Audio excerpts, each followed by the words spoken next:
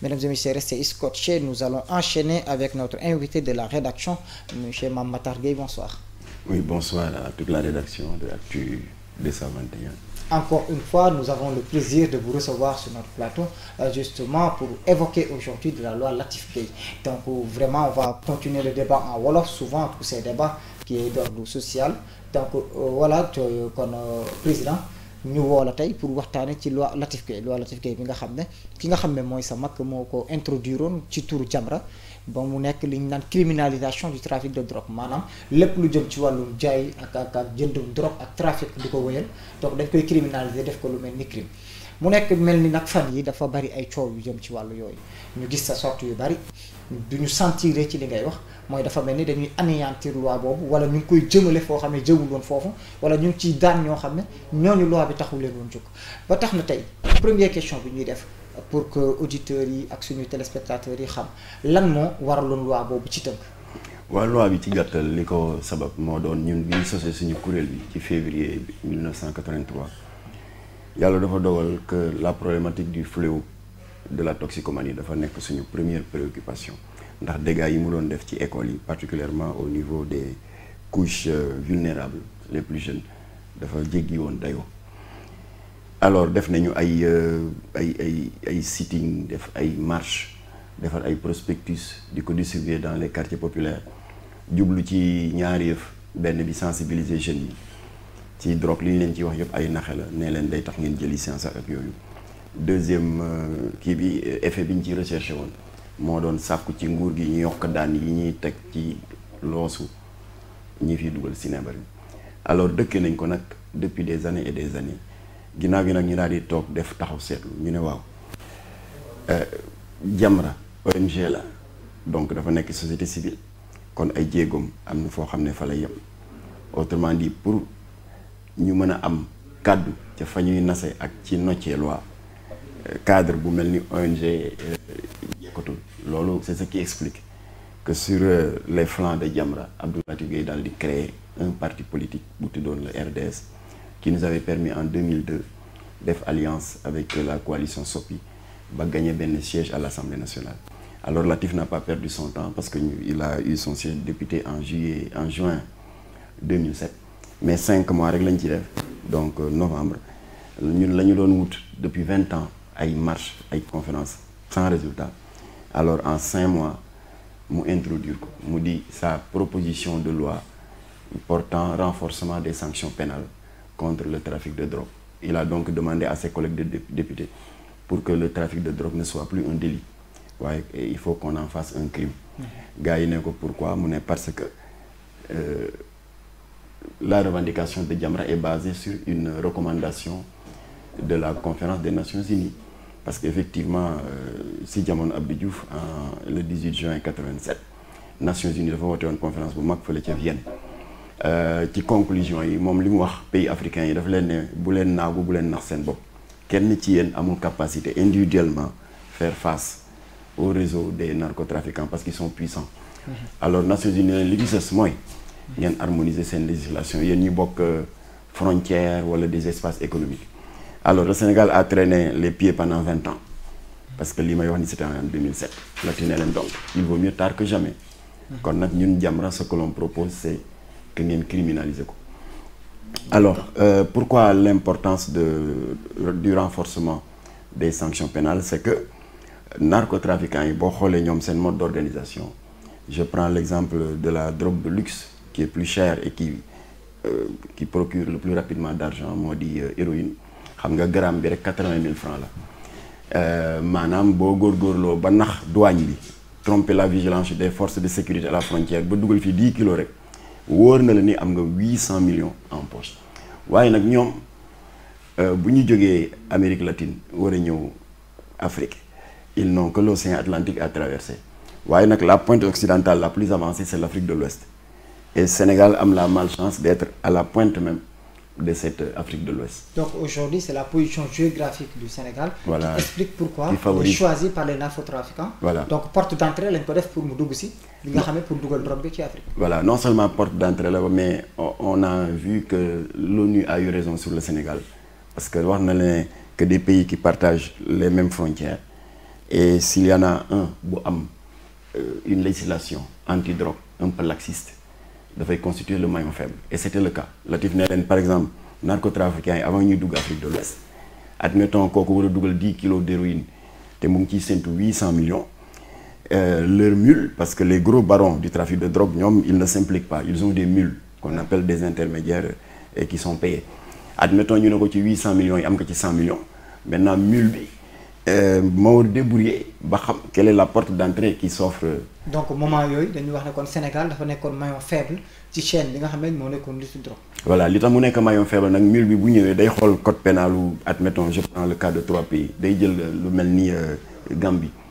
daani ñi ay dof lañ parce que fii on risque 20 ans mu ne bon on va encore regarder un autre pays Afrique de l'Ouest daal di jël Nigeria daani ñi ils sont ñoo gën a kannasu Gambien yi parce que fii ça peut aller jusqu'à la peine de mort ñu ne bon nañ jël Sénégal nga jël Sénégal loo fay gis ay 6 mois ay 4 mois te boo amee avocat bu mel ni El Hadj Diouf tu peux peut-être t'en sortir avec 3 mois nga ne 100 millions day jar na tëdd 3 mois kaso. Alors la ne leen voilà pourquoi pendant 2 décennies le Sénégal était devenu la poubelle du trafic sous-régional de drogue. Mon collègue député mi nak kon li ma leen di ñaan c'est pas que je vous défie parce que moi je suis qu'un tout petit député sur 140 en un tour de main mën ngeen jël dossier bi classé ko waaye dama leen interpeller en vos qualités de père et de mère de famille ndax ku nekk ci ñun am nga doom wala jarbaat wala dëkkandoo qui est exposé. Alors bref il les a sensibilisés def exposer des motifs boo xam ne bon moi j'ai eu la chance d'avoir été associé à sa rédaction bien que duma député. Il a convaincu ses collègues et keroog ñu gis lu yéeme mooy loi bi dañ ko voté à l'unanimité opposition et majorité confondues. Il y a même pas eu d'abstention de telle sorte que trafic de drogue j'ai pas dit consommation trafic de drogue léegi du délit crime la est passible de 10 ans minimum assorti d'une amende qui fait le triple de la valeur de la drogue saisie. Ouais, je précise que contrairement à certaines rumeurs cette loi n'a pas la prétention d'avoir résolu à 100% la question du trafic. D'accord. waaye lu muy bon constitué na une sorte d'épée de Damoclès qui va planer désormais sur la tête des narcotrafiquants. Justement ci côté unanimité bi parce que daf ñuy jaaxal loi boo xam ne ça a été voté à l'unanimité par les députés. Ça a été voté te kenn waxu ci dara donc ñëpp a ci àndoon kon tey lan moo war a mën a indi ay coow ci biir loi boobu ba mu jar la ngay def yenn sorties pour rappeler à l'ordre ci ñi taxawoon ci loi bi tey problème bi fan la féete parce que bu ñu sentir ñuy wax là le mot anéantissement bu ñuy dégg ci sa déclaration. Oui. D'abord en question directe tey kan moo nekk di jéem a anéantir loi boobu. Lan moo nekk di ko jéem a. Je l'ai dit au ministre de la Justice qui avait eu l'amabilité de me recevoir parce que coow li 2016 la commencé en 2016 boobu Sidiki Kaba moo fi ne bi mu recevoir en audience ma ne ko man waa Jamra ñoo ma yónni nous sommes inquiets parce que y a une sorte de complot et li ci xaw a doy waar si c'était des Sénégalais lambda ñu mën a wax mais des magistrats et des avocats qui veulent démolir et anéantir cette loi. bi nga xam ne on a fait 20 ans pour la est-ce que mën nañ ci xam ñenn ci ñooñu wala groupement la wala. Bon, je vais pas faire d'attaque personnelle, on ne va pas individualiser, mais tout le monde les connaît. Ils se sont exprimés dans les médias en disant que la loi encombre les prisons, etc. Bi ma Sidiki Kaba waxee loolu je lui ai retourné la question ma ne ko monsieur le ministre je ne vous apprendrai pas parce que vous êtes un homme de l'art dégg nga expert judiciaire nga avocat que su amee vol à main armée fu ñu koy attee mu ne ma cour d'assises ma ne ko incendie volontaire fan la mu ne cour d'assises infanticide cour d'assises vol de bétail cour d'assises trafic de drogue cour d'assises ma ne par conséquent la cour d'assises étant devenue un fourre-tout les détracteurs de la loi Latif Gueye comment veulent-ils maintenant que cette cour d'assises ne s'encombre pas? Il faut que mu encombre, mais c'est injuste que parmi tous ces crimes que je viens d'énumérer que ñu cible drogue rek daane voilà le responsable de l'encombrement des prisons. C'est injuste. Donc ñi détracteur u drogue la loi Latif Gueye bi li ñu doon wax mooy cour d'assises dafa am encombrement à cause de la loi de cette loi. À cause de la loi. Voilà, il n'y a pas que cette loi. Et ce constat bi sax mooy c'est pas valable. Trafiquants yi ñoo ëpp ñeneen ñi ñu yóbbu. Voilà, parce que ce n'est pas seulement la loi le trafic de drogue qui est passible de la cour de la cour d'assises. Parce que je l'ai dit tout à l'heure, vol à main armée, cour d'assises, incendie volontaire, crime de sang, vol de bétail, trafic de drogue. Et c'est injuste et même suspect. Nous dégager, cibler drogue, mais voilà le responsable de l'encombrement des prisons. Voilà ce que j'ai dit au ministre Sidiki Kaba en 2016. Alors dans sa réponse, j'ai eu tranquillisé. Parce qu'il y a un projet de réforme du code pénal et du code de procédure pénale qui fait qu'avant fin d'année, vous allez voir, les cours d'assises vont disparaître. On va les remplacer par les chambres criminelles. Parce que lourdeur de cours d'assises, c'est des juridictions qui fonctionnent par session. Si nous avons une session. Pendant ce temps, nous avons prisonniers, parce que c'est des présumés innocents, ils retournent en prison. Alors, Sidiki Kaba n'est pas amatou. Parce que si nous avons les chambres criminelles, c'est des chambres criminelles qui vont fonctionner de manière ininterrompue dans les 14 régions. Alors, quand il m'a rassuré, je suis parti. Donc, mais à la pratique, nous avons toujours les mêmes problèmes. C'est-à-dire, quand quelqu'un est pris, des fois sans discernement, nous avons infligé cette loi 2007-31 qui criminalise le trafic de drogue. Or, Latif qui a introduit cette loi, parce que je précise que ce n'est pas une proposition de l'État, parce que pour l'État, il y a un projet de loi. Ouais, c'est une proposition individuelle d'un député qui s'appelle Abdou Latif Gueye et qui a eu le soutien de tous ses députés. Je rappelle que exposé des motifs, cette criminalisation du délit de trafic de drogue s'adresse aux responsables de la culture, du conditionnement, de l'emballage, du transport et de la vente. Nous avons un jeune qui est au Grand Dakar ou dans un quartier populaire, nous avons une lourde peine. C'est injuste. D'accord. Parce que c'est un consommateur et les consommateurs ne doivent pas relever de la criminalisation. Ils doivent relever des juridictions ordinaires telles que le tribunal de flagrant délit et les... D'accord. Légui, la correction. Lan mo indiwat tay ci lan moko indiwat ci au devant de la scène parce que dafa dañu sétlu ben constat biñu déggaté ciow lu jugat ci Mamata moy biñu jappé 10 000 problèmes. Voilà. Fa la lépp jugé. Légui donc ci digënté japp 10 000 problèmes mu nekkon consommation te gis nañu 15 jours lañ ko mujjé tej. Donc lo xamné kon appliquer une loi bobu ci kaw. Très bien. Donc cas bobu nan la mëna taxé yow nga bëgg. Parce que on a alerté en amont. Je savais ce qui l'attendait. Parce qu'il y avait ay wérenté amon nan est-ce que doit y avoir une quantité importante soi-disant pour sa consommation personnelle te daf ko nara jaay wala est-ce que ay cornet lañ ko jappé mané attention bu len lor doomu jambul bu féké consommateur la amu len droit diko di tek ci losam la loi 2007-31 qui est destinée aux criminels que sont les narcotrafiquants et non aux consommateurs. Consommateurs dañ la wara yobbu correctionnel wala flagrant délit. Alors alerte bobu nak ñu dëkke ko ba tankal len wicc. Nous avons été agréablement surpris d'apprendre que le juge vit 15 jours avec le côté. Mais président, si nous avons la loi, nous avons dit cas humain, si tu intervenir, est-ce que vous favorisez le trafic de drogue, mais de favoriser l'usage la consommation? Oui, la consommation. J'ai été clair, je répète à collègue. Consommateurs, code de la drogue, ils doivent être jugés dans les juridictions ordinaires. Moi, tribunal correctionnel ou la flagrant délit. Il fallait atteindre 10 000 problèmes. Trafiquants de drogue, ceux qui sont responsables de la culture, du transport, du conditionnement et de la vente, qu'est-ce qu'ils atteint dans les juridictions ordinaires? Chambre correctionnelle l'indien. Parce qu'ils ont commis un crime. Il faut au minimum de 10 ans là, assorti d'une amende qui fait le triple de la valeur. Mais est-ce que nous violons la loi pour battre nga waxat? Parce que dégg guma fi kenn ko xamé ci consommation lool après ñu diwat ko juger ko ak loi la tif kay. Amna ñu teud rebeus. Ci ñu interpeller len ci façon bo xamné jaarul yoon parce que c'est des consommateurs. Ñu téye len fa détention bo xamné 2 ans, 3 ans, 4 ans comme des criminels. Ñoñu soit ñu génn len atté len wala ñu yobbu len CPIA, c'est-à-dire c'est un centre de désintoxication qui a été construit à cet effet avec le financement de la mairie de Paris et du Fonds mondial et qui font d'excellents résultats. Moo tax ñun dañuy wax né genre 10 000 problèmes ak ñeneen, il y en a des milliers dans les prisons. Cette place, c'est pas la prison. C'est des narcodépendants.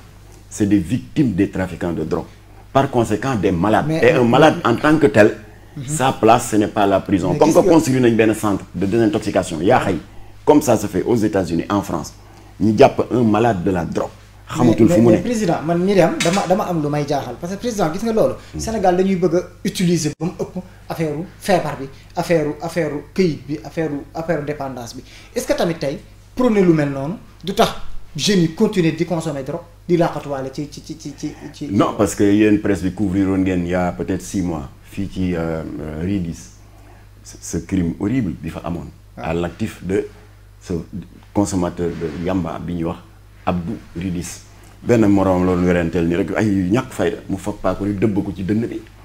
kooku il est hyper intoxiqué dootul nit. il est tellement narcodépendant am nekk en proie à des hallucinations visuelles et auditives kooku dañ ko war a génne ci société bi yóbbu ko faj ko.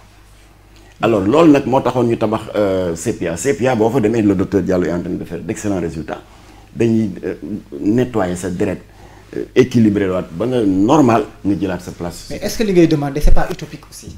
parce que tey jii ñi fi nekk di consommer gis nañu consommation bi ni mel gis nañ nit ñi ni ñu toll est-ce que tey CPA boobu ngay wax am na possibilité jël ñëpp def leen trafic. c'est pas parce que tey tamit tey mënuñ ne loolu la ñu war a jël parce que man su ma déggee loolu rek ko proposer comme solution.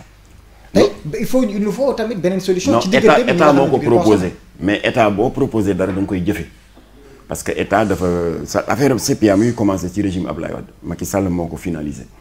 banque kii le Fonds mondial dugal na ci ay milliards. la mairie de Paris dugal nañ ci ay milliards ñu construire ko ñu ne à quoi ça sert ñu ne mu ngi tudd CPIA centre de prise en charge intégrée des addictions c'est-à-dire ceux qui sont victimes de la drogue ba nekk sous l'effet de la narcodépendance loolu tax mu jóg.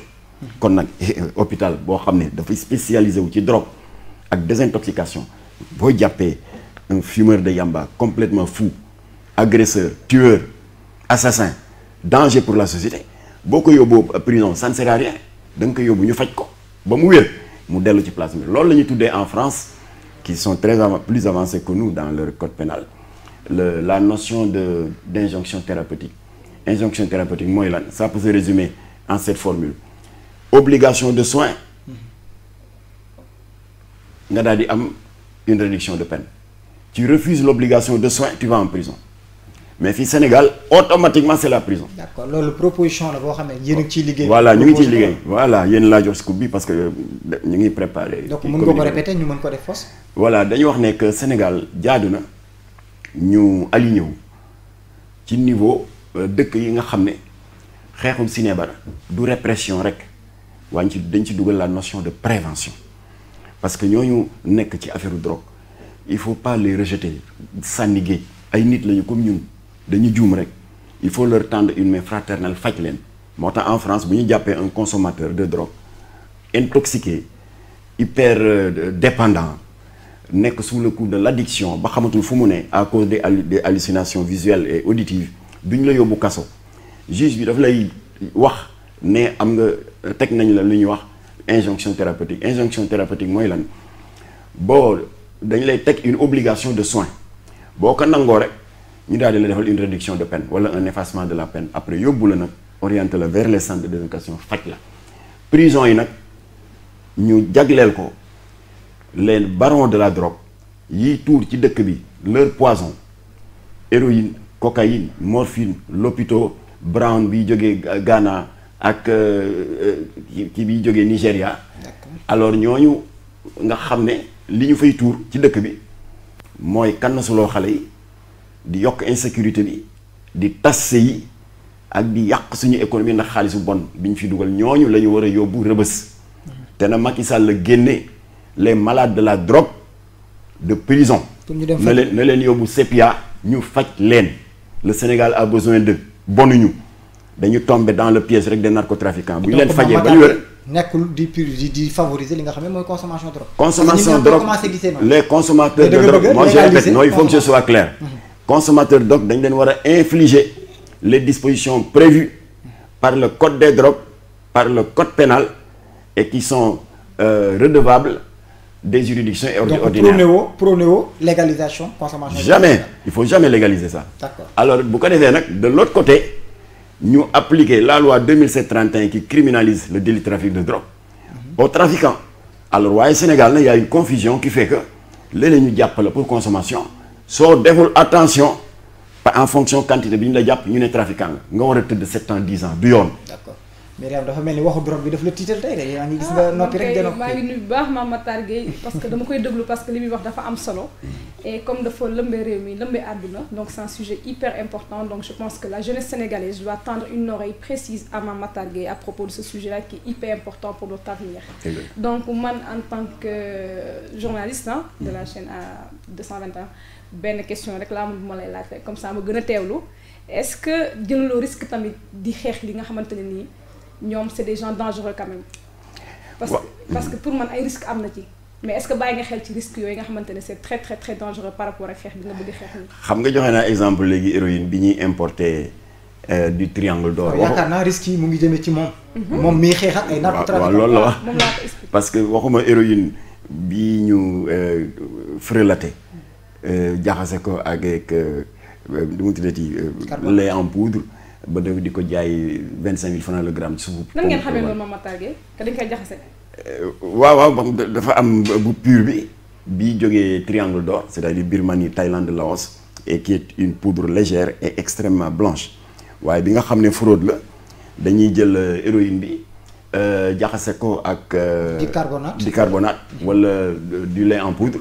cassé prix yi di ko jaayee 25 000 francs le gramme alors que bu pur bi mu ngi jar 80 000 alors xam nga sànq wax naa ne boo naxee douane bi ba dugal fi 10 kilos mais tu as 800 millions garantis 20 kilos tu as 1 milliard 600 millions donc il y a pas une drogue qui rapporte aussi rapidement de l'argent que héroïne ak cocaïne te entre parenthèses ñu ngi ñaan Macky Sall ñu diligenter enquête bi 80 kilos yi réeroon ci port bi ginnaaw douanier yi def jàlloore bu am solo ba ñëpp a appliqué ko ba ñëpp a approuvé ko 80 kilos yi réer dafa semer le doute dans les esprits quant à l'efficacité et la transparence dans la lutte contre la drogue parce que 80 kilos c'est pas rien à raison de 40 000 francs le gramme je parle de la cocaïne ça fait 4 milliards loolu foog ñu leeral ko parce que bu ñu deful attention si ces choses continuent de se répéter l'ONUDC muy bànqaasu Nations Unies bi xeex contre la drogue et le crime transfrontalier dañuy mujjee dugal ñu dans le même panier que nos voisins immédiats qui est la Guinée-Bissau Guinée-Bissau léegi ONUDC daf ko catalogué de narco-état te yàqal na leen lu bari. parce que investisseurs yu bari jël nañ seen xaalis dem parce que ñoom bëgguñu dugal seen xaalis ci foo xam ne. est-ce que Jamra tey pare na pour prendre ce combat juridique. pour laaj fan la 80 kilogrammes yooyu dugg. ñu ngi ci toujours te boo duggee sama page bi dugg nga ci peut-être gis nga maa ngi ko ciy laajaat te ñu ngi koy laaj. mais est-ce que pare ngeen pour enclencher action judiciaire. absolument parce que par rapport ak risques yi nga wax c'est risqué et cetera c'est ce qu'on nous avait dit en 2007 dañuy jóg naan bon kii Jamra dañu bëgg daal comme que am nañu siège assemblée nationale dañu bëgg a dugal une loi buy criminaliser le trafic de drogue léegi ils vont se mettre à dos tous les syndicats de narcotrafiquants de la sous-région. c'est risqué ñu ne liggéeyal sa réew amul acte boo ciy def te mu warul a jaral sa bakkan. alors yàlla dimbali nañu jaral na leen seen bakkan. jar na ko parce que ils sont en train de détruire nos enfants da ngay xool xale yi nga yar sa doom ba defee ne yaa ci ne def ci moom diine def ci moom yiw mu xëy bés doon jàngi rek daje grand wala grand jo mu dugal ko ci affaire bi. xale bi jékki-jékki mos affaire yi mos ko di dégg son yu kenn dul dégg di gis couleur yu kenn dul gis commencé dootul sangu commencé il devient arrogant bu yaayam waxee mu naan ko waay góowaay te daawu ko def alors dem ba ñu dàq ko école dem ba kër gi maar parce que foo teg portable wala yaay ji fu mu fàtte takkaay mu disparaître ndax drogue dafa cher te nu mu tuddati accoutumance bi dafa metti xale bi muy mujjee daal di dem rejoindre la bande de malfaiteurs yi nekk ci tefesu Yarax gi wala ci les bujumaan yi nekk suufu Pamu Colobane ànd ak ñoom di agressé alors Latif ne leen nag xale boobu boo xoolee fi mu déparé ak ni way juróom yi sonne woon ci moom ak fii mu mujjee nekk un sanguinaire agresseur xale boobu ki ko teg loolu rey na ko kon kooku dañ ko war a teg attewu ko rey nit parce que rey na doomu jàmbur loolu moo waral criminalisation bi alors kon nag ñu naan c'est risqué c'est nangam yàlla dimbali ñu assemblée bi yëpp jàppale ñu voté loi bi léegi minimum 10 ans la assorti d'une amende qui fait le triple de la valeur de la drogue moo tax na ñu delluwaat beneen deuxième revendication ci Macky Sall xaalis boobu ñuy amende narcotrafiquants yi xam nga wax naa ne la loi 2007-31 qui criminalise le délit de trafic de drogue c'est minimum 10 ans assorti d'une amende qui fait le triple de la valeur de la drogue saisie par exemple bu dee dañ la jàpp ak 1 kilo d'héroïne xam nga héroïne 1 kilo bi 80 millions la kon nag dañu lay dóor 10 ans ba noppi alamaan la 3 fois 80 millions ça fait 240 millions. ngir yàlla ñu ngi ñaan Macky Sall 240 millions bu mu ko yóbbu trésor nañu ko foofu yóbbu ko CEPIA. centre de désintoxication pour ñu defa faj xale yi nga xam ne ils sont victimes des narcotrafiquants parce que c'est pas un hasard insécurité bi di yokku en même temps que l'expansion du trafic de drogue parce que ku àndul ak sa sago doo xam loo moom ak loo moomul ku àndul ak sa sago doo amul sa réew benn njariñ ku àndul ak sa sago tu deviens violent. d'accord donc kon nag xale yi nañ leen faj proposé mooy lépp luy amaat lu ñu teg ci drogue justement nañu jël xaalis boobu bañ ko def trésor public. voilà utiliser ko pour tabax ci ay centres. yi nga xam centre ngi fi. ci la ñuy waaye nañu yokkati les capacités de ce centre. décentraliser ko dans les régions ñuy désintoxiquer parce que c'est pas seulement à Dakar qu'il y a des drogués. ñu décentraliser ko dans les régions di désintoxiquer les familles parce que bu njëkk ba clinique privée yi 600 000 400 000 ngay fay loolu kenn mënu alors que CEPIA bi benn ticket 5 000 francs rek ngay jënd.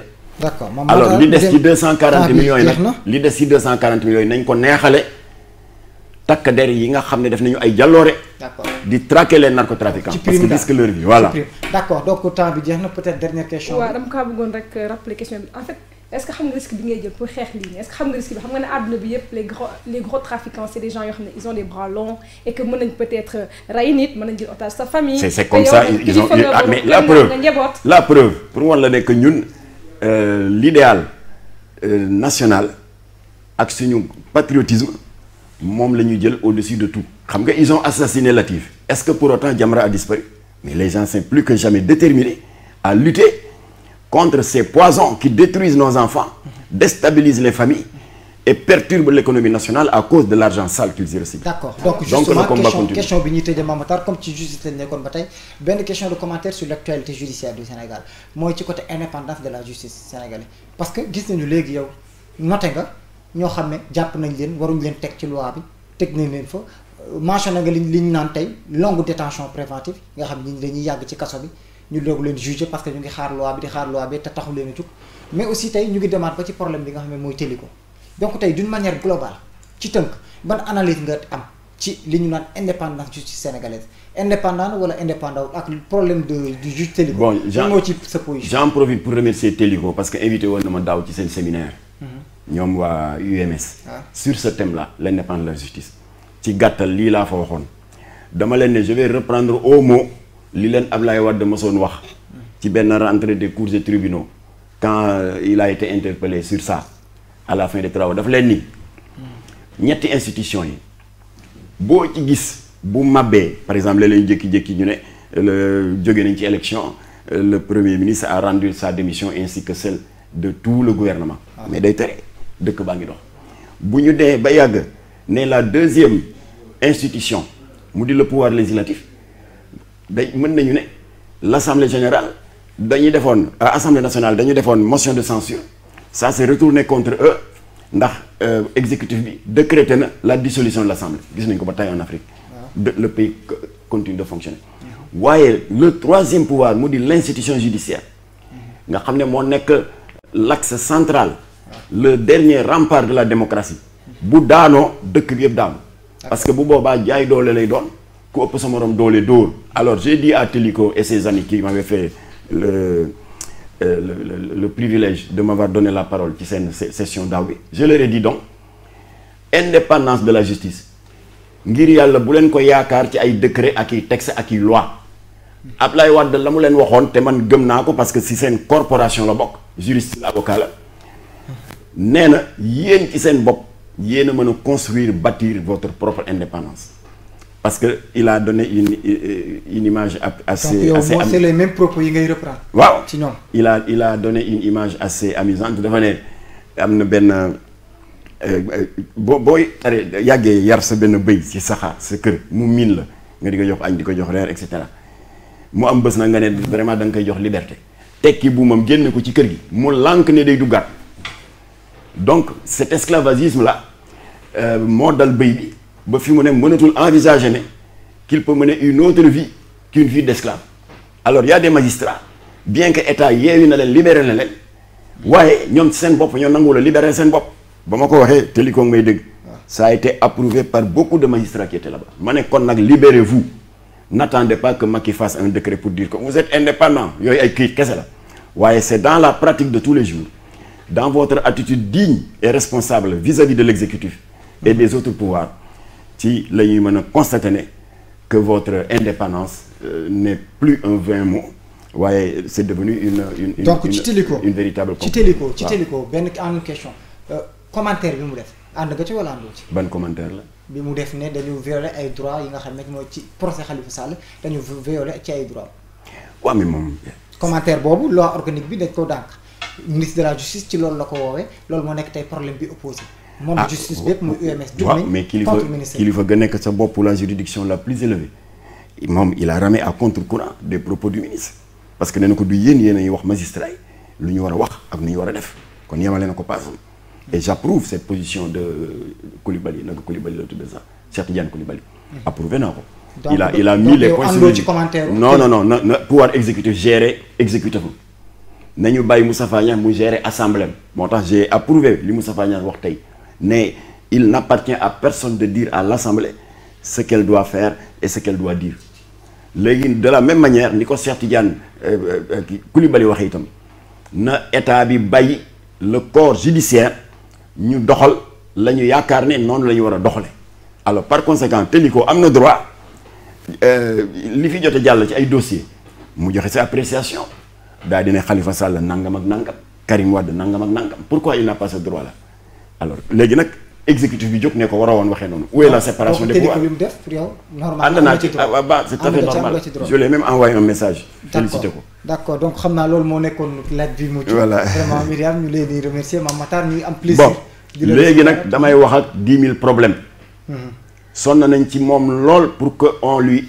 impose pas la loi 2007-31 qui criminalise le tirage d'eau ñu naan ko tëj injustement 5 ans 6 ans léegi coow nañ coow ba ñu atte ko dans les juridictions ordinaires 15 jours rek lañ ko tëj comme que tëdd na une semaine benn semaine a des kon gën caa bari le jeudi 22 wala vendredi 3 lay génn dama bëggoon la ma waxanteeg juge bi devant la barre ngir yàlla na ko jëfe parce que nee na jamais on ne m'y reprendra Jamra est disposé ànd ak yow jàppale la ci combat bi participer même ci say cure de désintoxication de sorte que nag nga mën a libéré wu de l'esclavagisme de la drogue daal di jotaat sa indépendance jot sa dignité kenn bañ laa yàpp nga mën di dérouler ton art en tant que personnalité éminente du hip hop alors pour que ëllëg lu mel ni bañati la dal parce que da nga war a xam ne da nga am njaboot am ay xarit am ñëpp moi je ne l'ai jamais vu je ne l'ai jamais rencontré mais c'est spontanément que la émettroon des craintes maanaam kii mbaa la dal diw di ko du ko dal waaye heureusement